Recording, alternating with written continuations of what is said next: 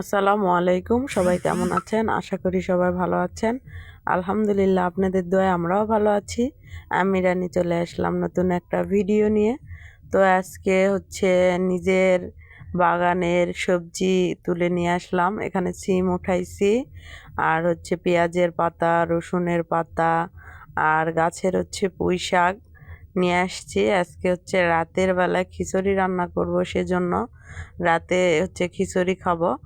আর বাসায় কিছু 2টা সবজি ছিল, হচ্ছে ফুলকপি আর বেগুন, এগুলো অ্যাড করে দিব, আর মসুরের ডাল। আপনারা চাইলে আরও অনেক সবজি অ্যাড করতে পারেন। আমার বাসায় এই কয়টাই সবজি ছিল, এই কয়টা দিয়ে আজকে আমরা খিচুড়ি রান্না করে খাবো। মানে এটা হচ্ছে পাতলা খিচুড়ি বলে।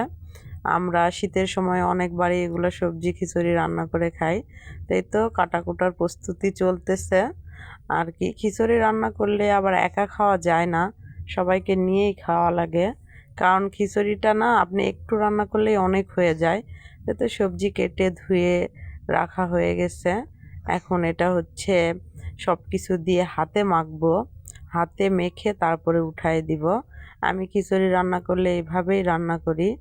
আর খিচুড়িটা রান্না করার সময় এত বেশি মন খারাপ লাগতেছিল, কি বলবো আপনাদেরকে।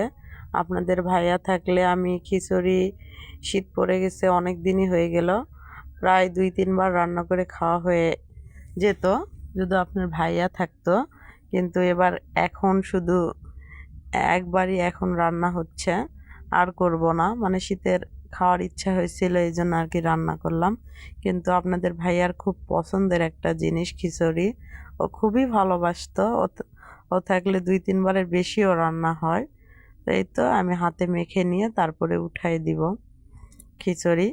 আর খিচুড়ির রেসিপিটা এই জন্যই দেওয়া যে আমি যেভাবে দিচ্ছি আপনাদের ভাইয়াও এইভাবে দিয়ে একা একা রান্না করে খাবে।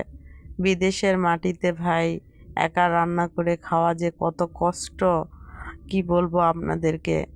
ডিউটি শেষ করে রুমে এসে আবার নিজে নিজে রান্না করে তারপরে খাওয়া দাওয়া শেষ করে কাপড় ধোয়া, মানে সব কিছুই করতে হয় নিজে নিজে। অনেক কষ্ট করে কিন্তু আমাদের জন্য ও।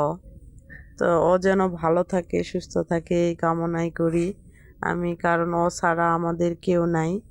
ওর যদি কিছু হয়ে যায় তো আমাদের পাশে দাঁড়ানোর মতো কেউ নাই। তো এই তো খিচুড়িটা আমার হয়ে গেছে, দেখতেই পাচ্ছেন। এখন হচ্ছে বাগার দিয়ে দিব।